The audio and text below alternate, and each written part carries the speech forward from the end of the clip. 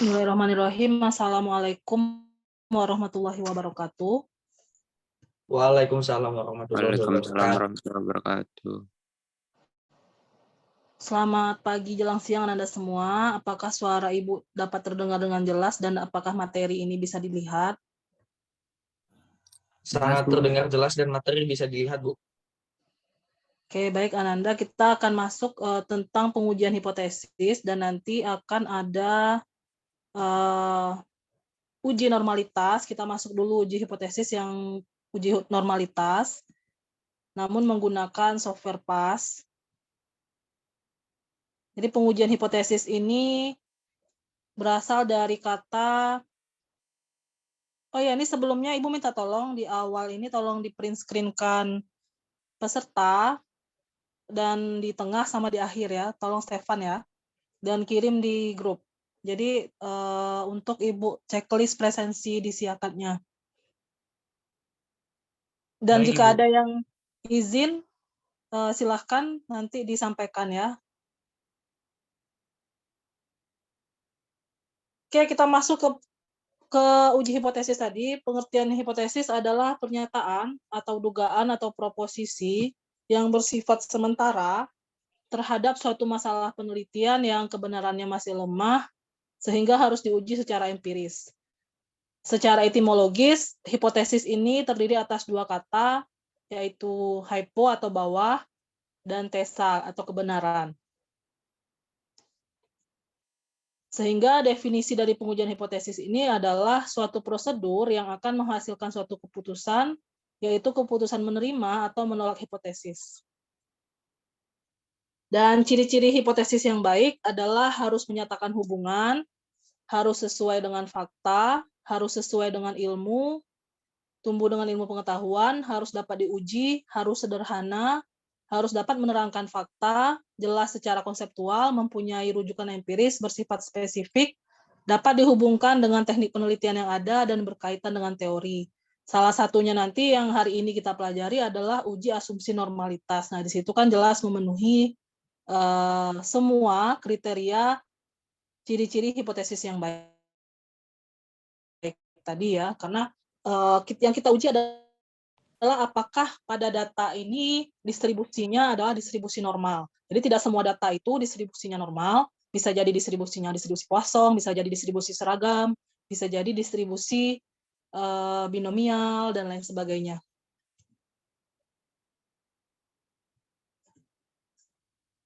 Dan dalam pengujian hipotesis, dalam prosedur statistika ada dua hipotesis. Yang pertama adalah hipotesis nol atau nihil. Simbolnya H0 adalah hipotesis yang dirumuskan sebagai suatu pernyataan yang akan diuji. Disebut hipotesis nol karena perbedaannya nol dengan hipotesis sebenarnya. Hipotesis nol dapat dinyatakan dengan tidak ada. Kemudian ada yang namanya hipotesis alternatif atau kerja. Simbolnya H1 atau HA adalah hipotesis yang kita rumuskan sebagai lawan atau tandingan dari H0.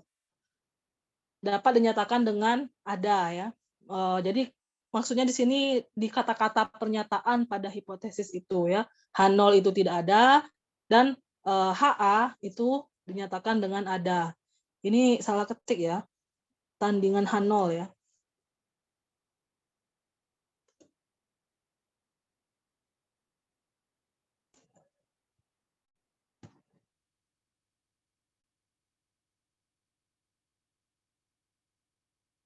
Oke, kita lanjutkan. Dan ada perbedaan antara hipotesis penelitian dengan hipotesis statistik. Hipotesis penelitian adalah hipotesis yang dibuat atau digunakan dalam suatu penelitian. Misal, ada hubungan positif dan signifikan antara pelatihan dengan kinerja. Terus ada hubungan positif dan signifikan antara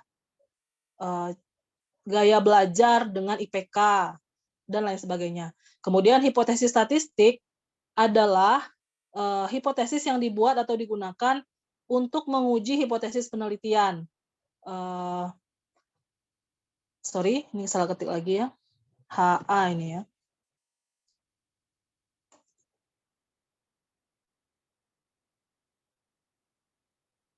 H0 tidak ada hubungan, seperti tadi ya disebutkan bahwa di H0 itu ciri-cirinya ada kata-kata tidak ada atau tidak terdapat. Tidak ada hubungan positif dan signifikan antara pelatihan dengan kinerja. Dan HA-nya ada hubungan positif dan signifikan antara pelatihan dengan kinerja. Jadi kita harus membuat si tandingan dari hipotesis penelitian tadi. Ketika ada tandingannya, atau yang nihilnya, hipotesis nihilnya, atau kasus yang sebenarnya bukan tujuan dari si peneliti, itu dinamakan dengan hipotesis statistik. Lanjut. Bagaimana prosedur pengujian hipotesis ini?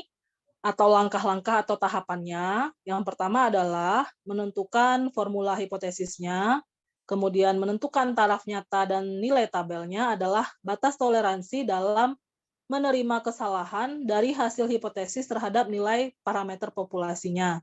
Dilambangkan dengan alfa, besarnya 1%, 5%, 10%, maksimal itu 15% ya. 15% itu sudah sangat rendah. Maksudnya berarti alfanya terlalu tinggi sehingga tingkat kepercayaan dari penelitian itu menjadi rendah ya.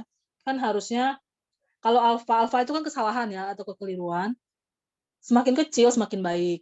Biasanya yang 1% ini adalah untuk penelitian kesehatan. Nah, yang umum misalkan untuk penelitian rekayasa atau apa ya kalau di teknik elektro ya, itu 5% alfanya. Dan kalau 10% dan 15% itu biasanya jika kita kesulitan menemukan sampel atau misalkan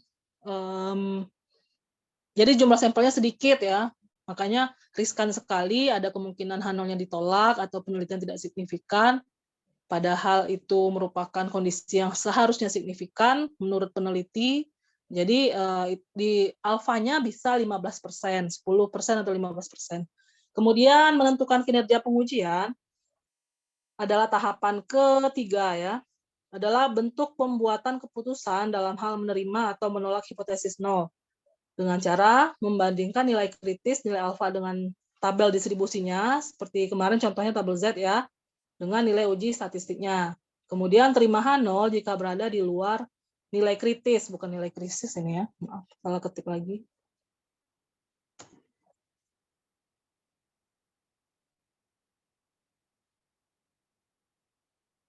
Melakukan uji statistik dengan rumus-rumus dari distribusi tertentu T, Z, F besar atau C square. Ini C square ya, bukan X square ya. C square atau ada yang bilang chi square, ada yang bilang chi kuadrat.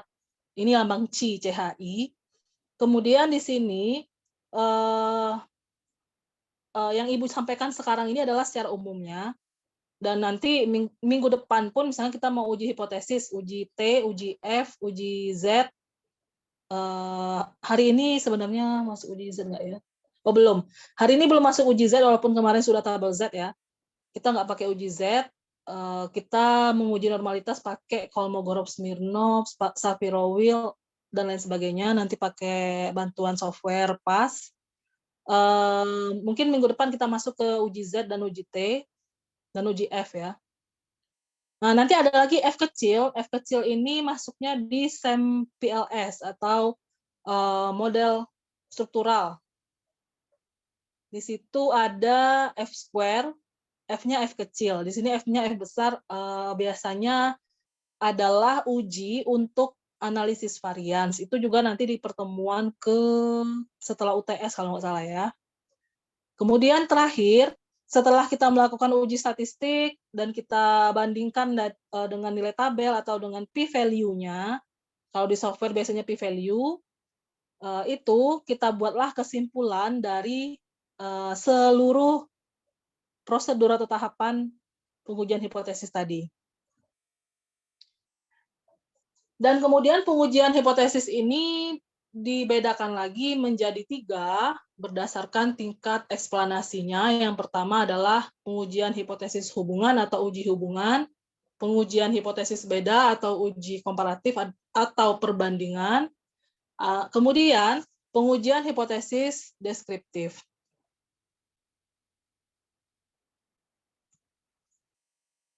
Dan bentuk rumusan hipotesis sendiri, hipotesis deskriptif, rumusan masalah berapa lama daya tahan TV merek P. Hipotesisnya daya tahan TV merek P adalah sama dengan 11.500 jam. Kemudian hipotesis komparatif, rumusan masalahnya. Bagaimana daya tahan TV merek P bila dibandingkan dengan TV merek Q?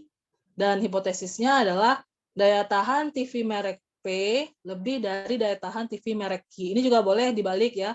Daya tahan TV merek P kurang dari daya tahan TV merek Q. Atau di sini Smart TV ya sekarang ya.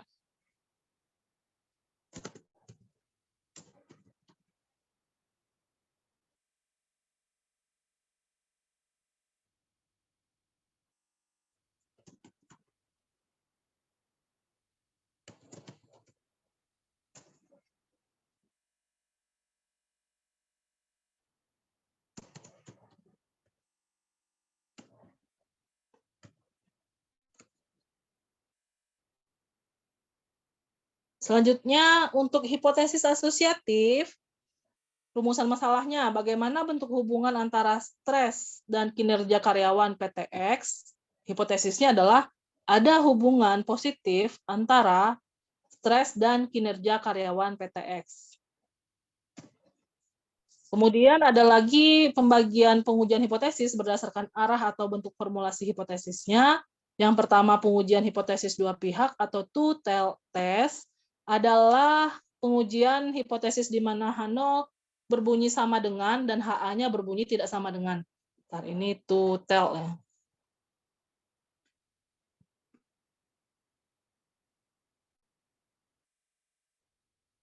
Kemudian pengujian hipotesis pihak kiri atau sisi kiri adalah pengujian hipotesis di mana H0 berbunyi sama dengan atau lebih besar sama dengan dan HA berbunyi lebih kecil atau lebih kecil sama dengan. Atau di sini bisa juga yang lebih tepatnya adalah lebih dari sama dengan.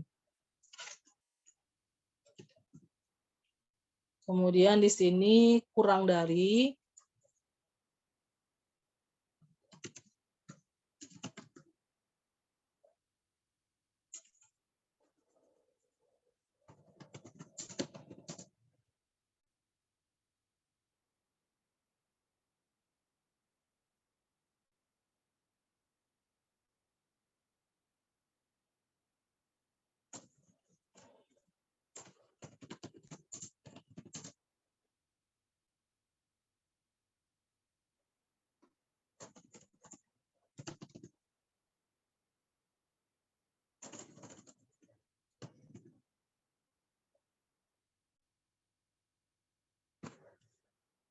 Oke, di pengujian satu pihak ini terdiri atas dua jenis, hipotesis pihak kiri atau sisi kiri adalah pengujian hipotesis di mana H0 berbunyi sama dengan atau lebih dari sama dengan dan HA berbunyi kurang dari atau kurang dari sama dengan. Kemudian uji satu pihak yang kedua adalah pengujian hipotesis pihak kanan atau sisi kanan adalah pengujian hipotesis di mana H0 berbunyi sama dengan atau kurang dari sama dengan dan HA berbunyi lebih dari atau lebih dari sama dengan.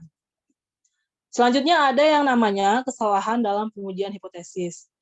Kesalahan pertama adalah kesalahan yang terjadi bila H0 ditolak, padahal kenyataannya H0 itu benar. Dan di sini artinya kita menolak hipotesis, harusnya sih hipotesis ini diterima. Kalau dalam kurva normal kemarin, itu daerah arsiran. Daerah arsiran itu dianggap sebagai daerah harusnya kita tolak, harusnya ditolak gitu ya. Nah, di sini kita ada nanti akan main peluang ya, peluang untuk menolak atau menerima si H0 dan HA tadi ya. Nah, di sini kesalahan tipe 1 adalah kita menolak H0 ini padahal H0 ini benar gitu. Nah, kesalahan tipe 2 terjadi apabila H0 diterima padahal kenyataannya H0 ini salah. Jadi kita menerima hipotesis yang seharusnya kita tolak. Nah, mana yang lebih berisiko kesalahan tipe 1, tipe 2, ada yang bisa jawab?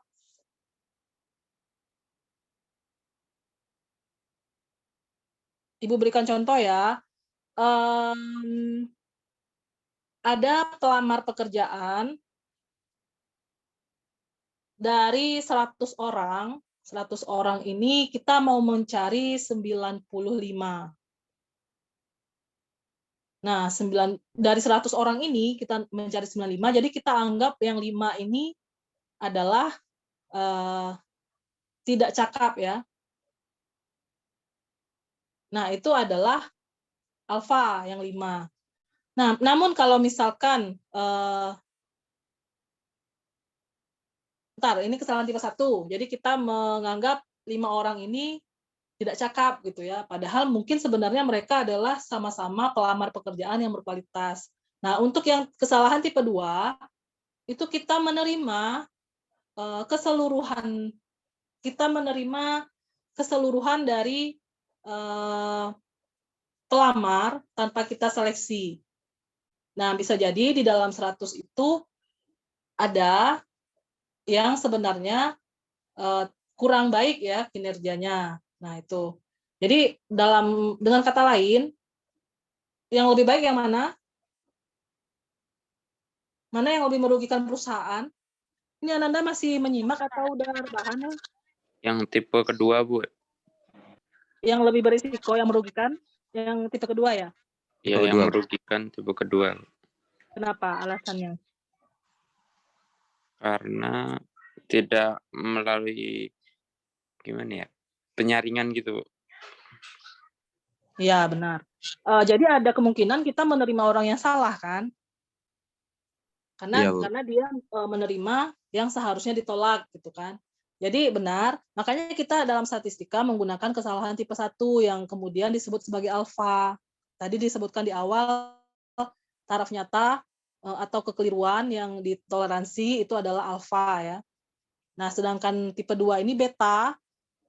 Beta ini tidak digunakan dalam statistika karena tadi merugikan. Jadi sebaiknya kita menggunakan tipe kesalahan alfa ini, nggak apa-apa kita menolak orang yang benar daripada kita menerima orang yang salah. Nah, itulah logikanya ya. Lebih baik kita menolak orang yang mungkin benar ya, daripada kita menerima kesalahan, menerima orang yang salah gitu. Jadi tapi karena dia menolak yang seharusnya benar, jangan sampai banyak. Makanya dibatasi alfa tadi ya, hanya 5% atau 1%. Jangan sampai kita terlalu banyak menolak orang yang benar gitu. Nah, jadi kalau di dalam statistika ada 100 tadi, berarti kan 95-nya benar ya. 95% itu benar, dan 5 itu sebenarnya benar ya, tapi ditolak karena untuk karena tidak mungkin 100% dalam suatu penelitian itu mutlak sempurna.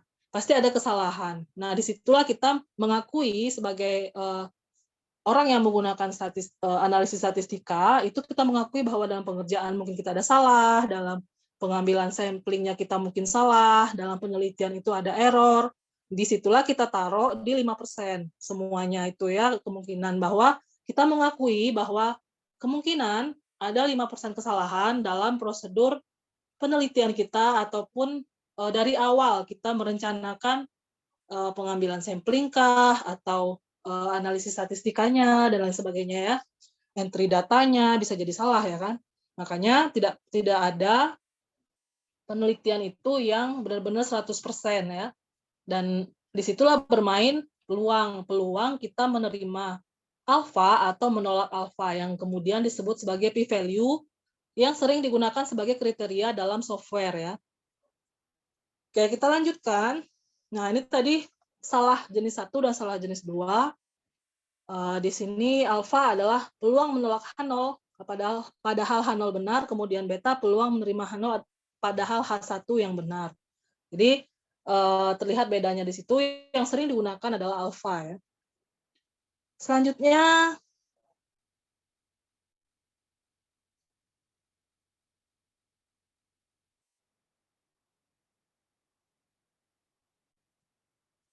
kita tinggalkan dulu si hipotesis ini, kita langsung masuk ke normalitas ya. Coba kita buka software PAS-nya, silahkan dibuka HP-nya masing-masing, laptopnya masing-masing, maaf.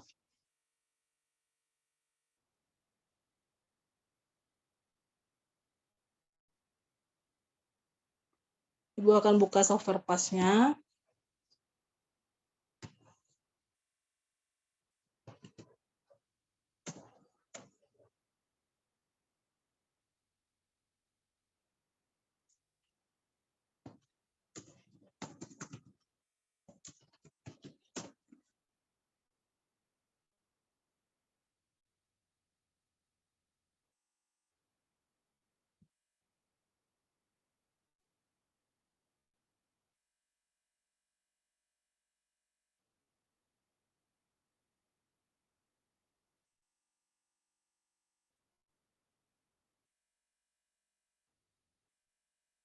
Oke, ini Ibu buka software PAS ya. Kita ketikkan data bersama.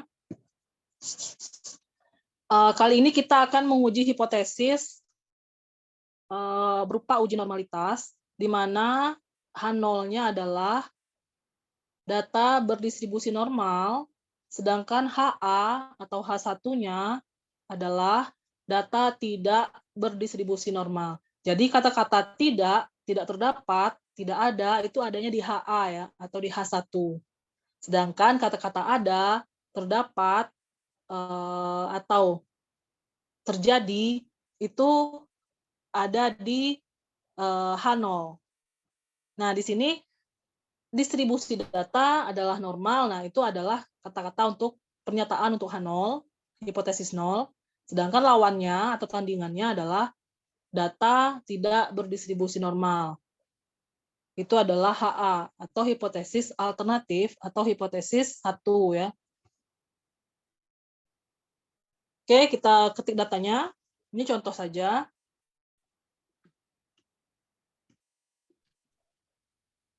Satu kolom saja untuk contoh. Dan kita tetapkan alfanya di sini 5%. Kemudian, di sini aja Ibu ketik ya. H0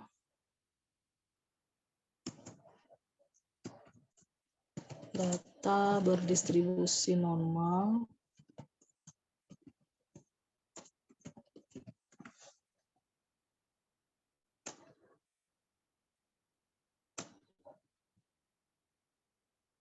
HA data tidak berdistribusi normal.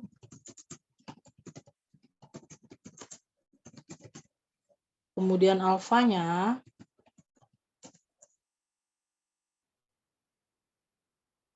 atau kekeliruan, tingkat kekeliruan yang ditoleransi ya dalam pengujian ini adalah 5% atau 0,05. Kemudian kriteria ujinya tolak H0 jika p-value pengujian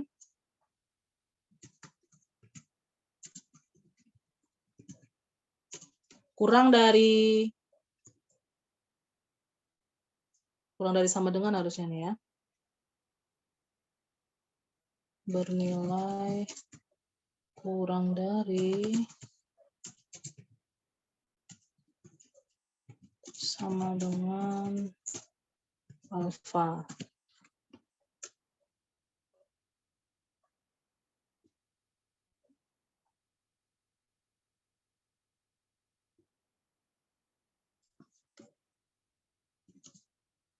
Terima H0 jika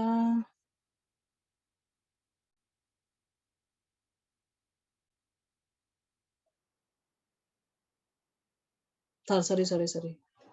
Nggak pakai sama dengan ya.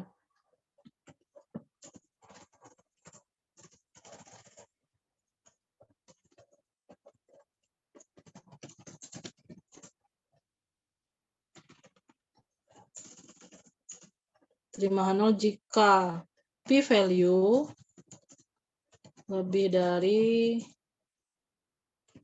atau sama dengan alfa.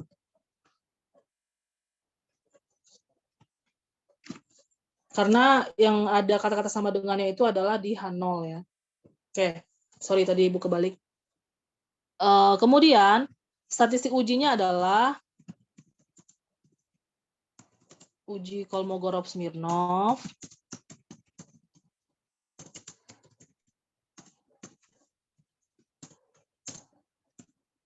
Uji Shapiro-Wilk.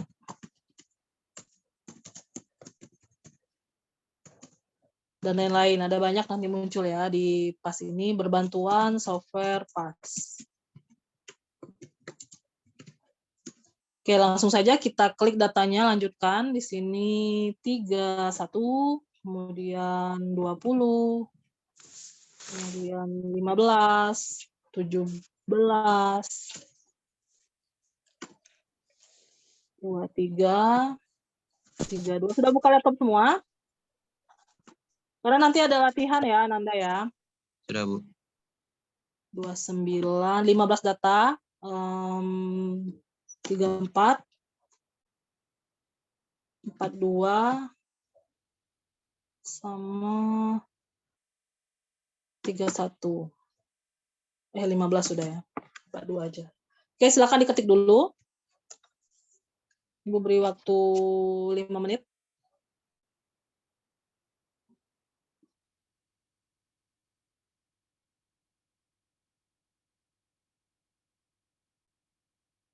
Kelamaan ya.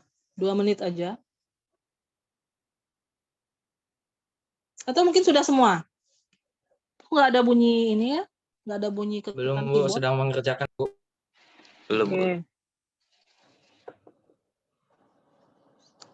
Atau sembari Ibu jelaskan atau bagaimana? Tunggu dulu ya.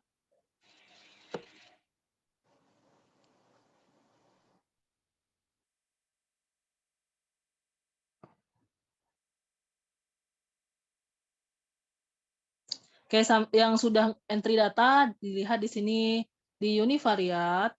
Di sini ada 1, 2, 3, 4, 5, 6, 7. Bagian yang ketujuh, fitur yang ketujuh dari univariate itu adalah normality test atau uji normalitas. Yang ini ya. Tuh, siap-siap maksudnya. Ada yang masih ingat untuk menganalisis kita harus apakan dulu? Jangan sampai lupa untuk memblok ya. Ini nanti diblok dulu.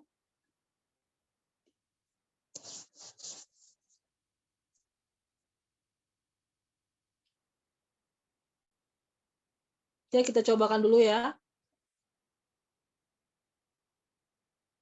Pilih normality test. Nah, langsung muncul di sini ada Shapiro-Wilk, ada Lily-Force, Jark-Bera, Anderson-Darling, Monte Carlo, Lily-Force. Kolmogorovnya nggak muncul di sini ya ternyata.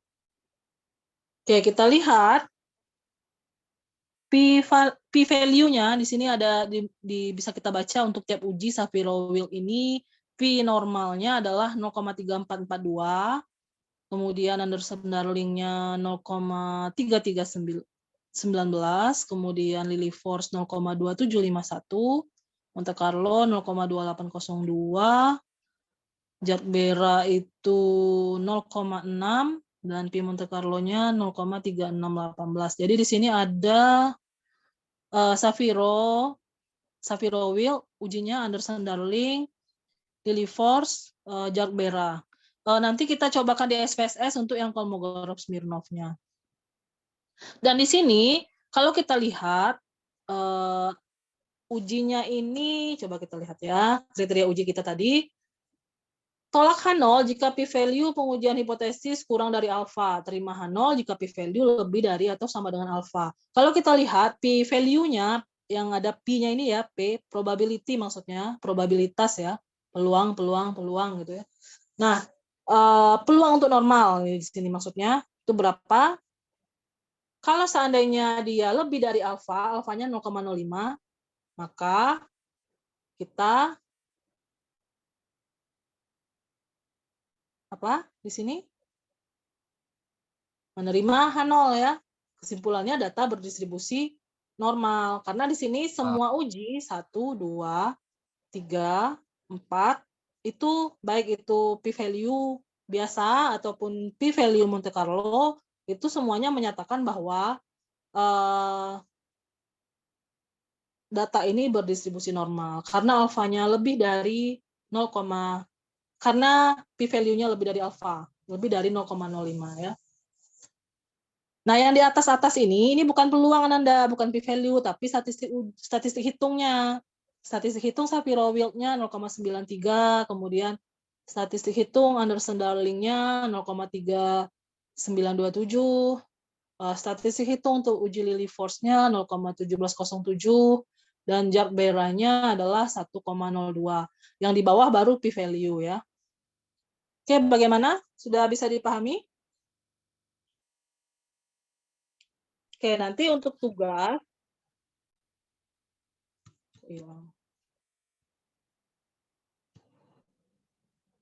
Nah, untuk tugasnya ini silakan di print screen ke Word seperti biasa ya.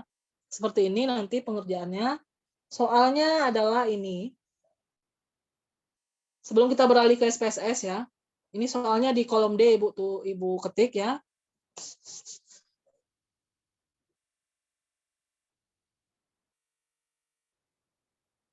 Ini perlu diulangi atau cukup?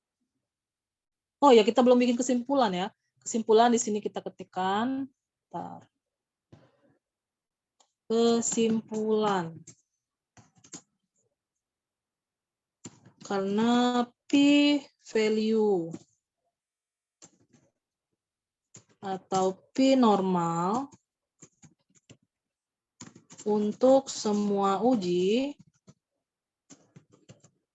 statistik yaitu Shapiro-Wilk,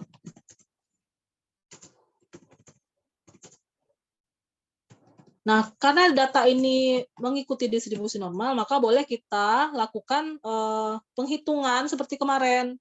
Karena sudah jelas-jelas distribusinya normal ya. Ada kalanya data ini tidak berdistribusi normal, yaitu ketika p-value-nya itu kurang dari 0,05. Misalkan di Shapiro-nya ini 0,00007 misalnya gitu ya, sudah mendekati 0. Nah, di situ tidak normal berarti datanya. Tidak boleh kita gunakan yang kemarin, misalkan menghitung persentase berdasarkan tabel Z. Itu nggak boleh, karena datanya tidak berdistribusi normal. Tapi kalau untuk data ini boleh ya, karena sudah terbukti, sudah berdasarkan pengujian hipotesis, disimpulkan bahwa data ini berdistribusi normal.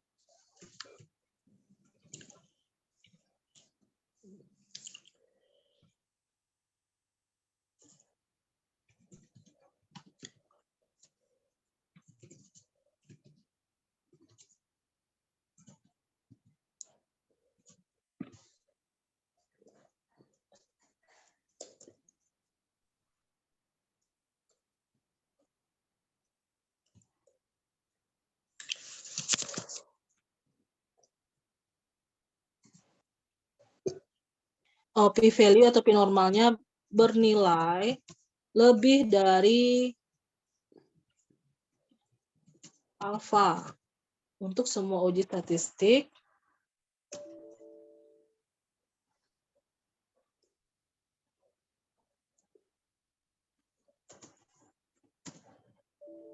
dapat disimpulkan data berdistribusi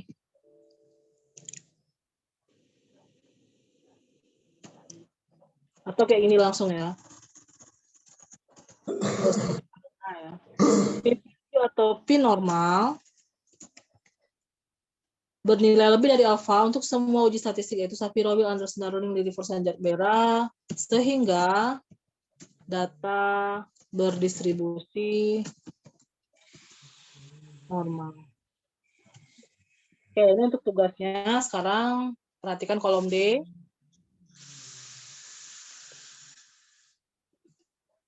Izin, Bu. Ya.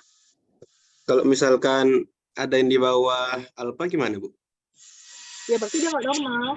Kesimpulannya jadi nggak normal dan tidak bisa kita lakukan yang kita lakukan di pertemuan sebelumnya, menghitung persentase berdasarkan tabel Z, nggak bisa. Tapi kalau data yang berdistribusi normal, itu bisa ya. Boleh kita lakukan prosedur yang minggu lalu. Menghitung persentase rentang data, rentang nilai, berdasarkan distribusi normal menggunakan tabel Z. Itu boleh kalau datanya normal ya. kalau ternyata kurang dari alfa, p-value-nya atau p-normalnya, nggak bisa kayak yang kemarin itu yang kita hitung-hitung bersama, itu nggak bisa kita lakukan. Karena datanya kemungkinan berdistribusi lain, seperti contohnya distribusi kosong, atau distribusi binomial, atau distribusi chi-square, ya beda ya, jadi nggak normal.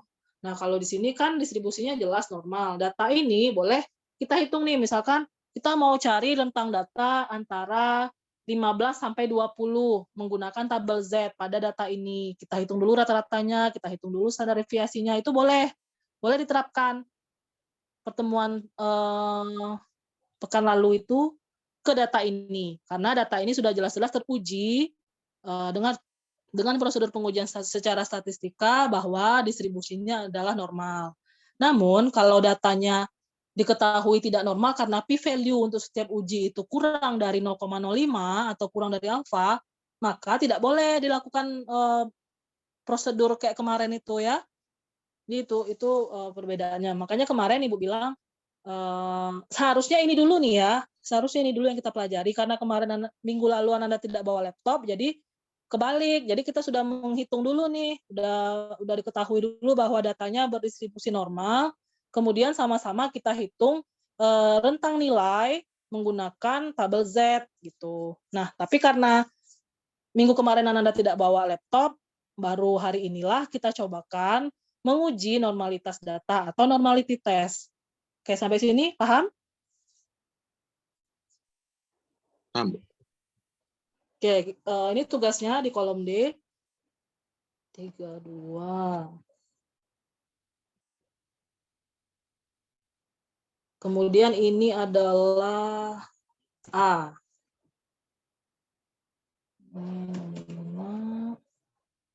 Datanya agak banyak ya.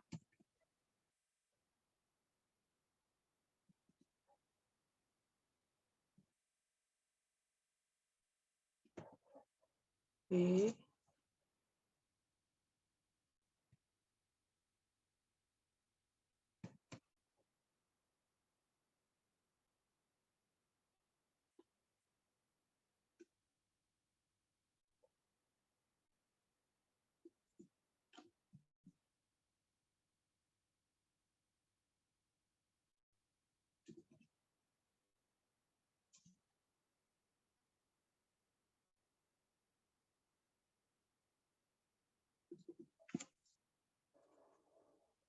Oke, A adalah terangan. A NIM-nya angka terakhir, 2 angka terakhir NIM.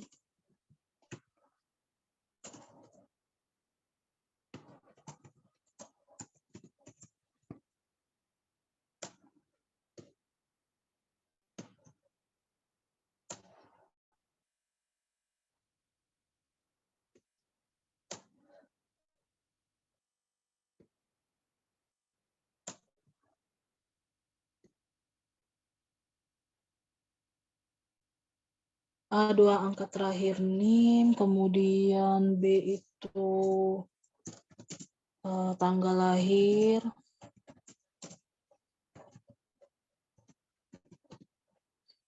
dan C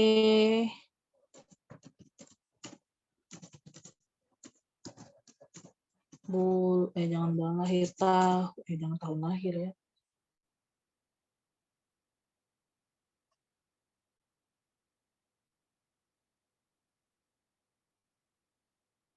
Jumlah teman dekat, jumlah bestie. Teman dekat aja. Oke, di sini Ananda, silakan yang A ini diganti dengan 2 angka terakhir NIM-nya. Kemudian B diganti dengan tanggal lahir seperti biasa. Oh, ini B ini tanggal lahir dibalik ya. Tanggal lahir dibalik. Misalkan 08 berarti 80 ya. Terus kalau 12 berarti 21.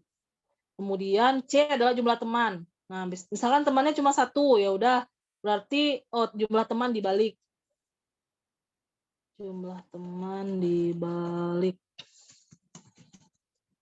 Misalkan temannya 1, berarti 01 dibalik jadi 10. temannya ada 3, teman dekat ya, jumlah teman dekat.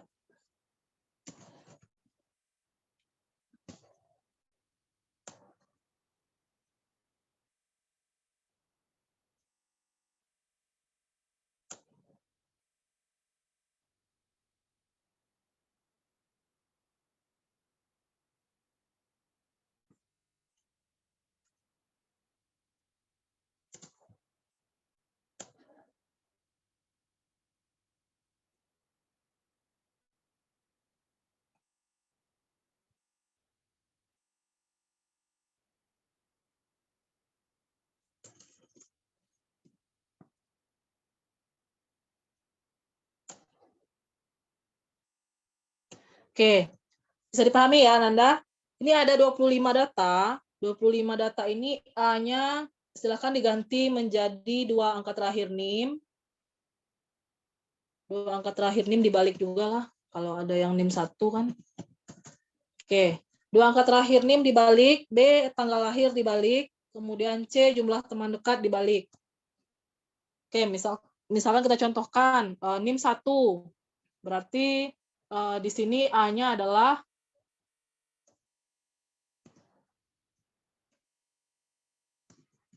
10. A-nya sama dengan 10. Kemudian B, tanggal lahir. Misalkan si NIM 1 berapa? Tanggal lahirnya siapa NIM 1 di sini? Ada yang hadir di sini? Cynthia. Siapa? Cynthia. Tanggal lahirnya? Tanggal 21 lahir. Maret. Berapa? 30, Bu. B-nya sama dengan berapa? 31 Maret? 30, Bu. 30 Maret. 30 Oh iya, Mei. 30 Mei. Iya, Bu. Tanggal lahir dibalik 30 menjadi 03 ya. Ya udah nggak apa-apa. Berarti kalau dibalik berarti 3 ya. Tanggal lahirnya 30. Tanggal lahir NIM 1 30. Maka B-nya 3 ya. 03 kan. 03 menjadi 3. Kemudian C, jumlah temannya berapa? NIM 1. 10. Ini contoh ya. 12. 12 temannya ya. Teman dekat ya, ini bukan teman aja. Contoh. NIM 1. Ini contoh ya, jangan dibuat yang NIM 1. Jadi sesuai NIM Anda masing-masing. Kerjakan berdasarkan Iya, Bu. NIM. Aduh. Ampun.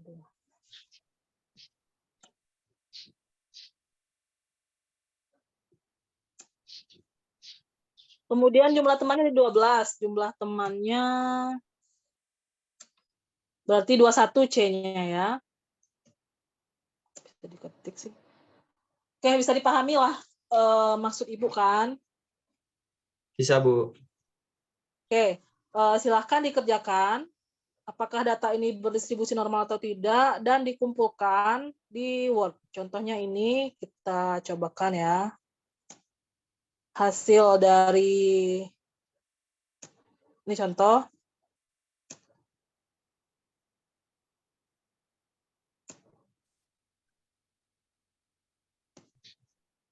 Kita print screen seperti biasa, print screen semua ini, kemudian dipindahkan ke Word.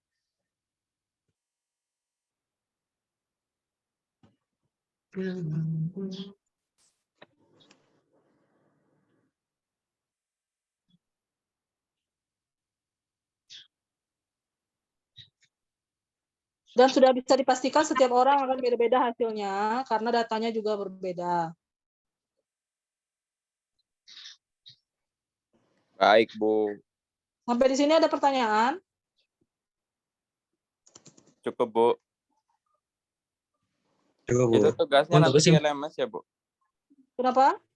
Tugasnya di LMS ya, Bu? Iya. Baik.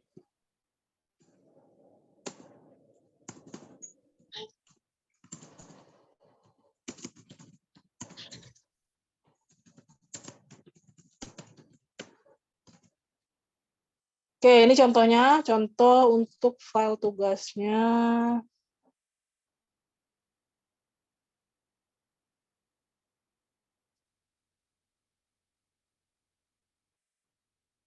Ini bisa dilihat. Ini biar rapi, di crop dulu. Jadi seperti ini ya.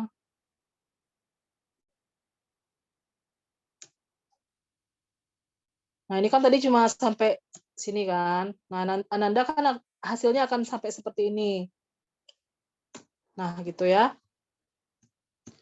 Dan biar bisa dibaca, silakan ditarik-tarik atau ini diubah jadi landscape.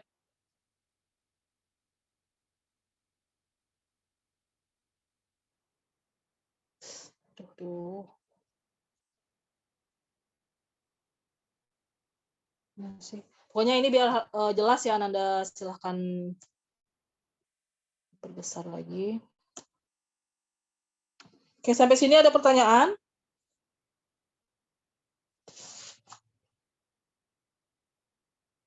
Cukup, Bu. Oke, demikian ini nanti dikumpulkan di LMS.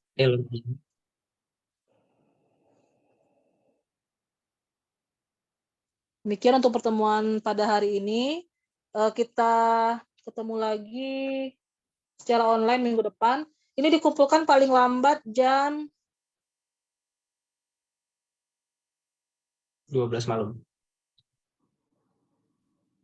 jam 14.00 ya. 2359, Bu. Kalau lebih dari itu berarti ada pengurangan poin.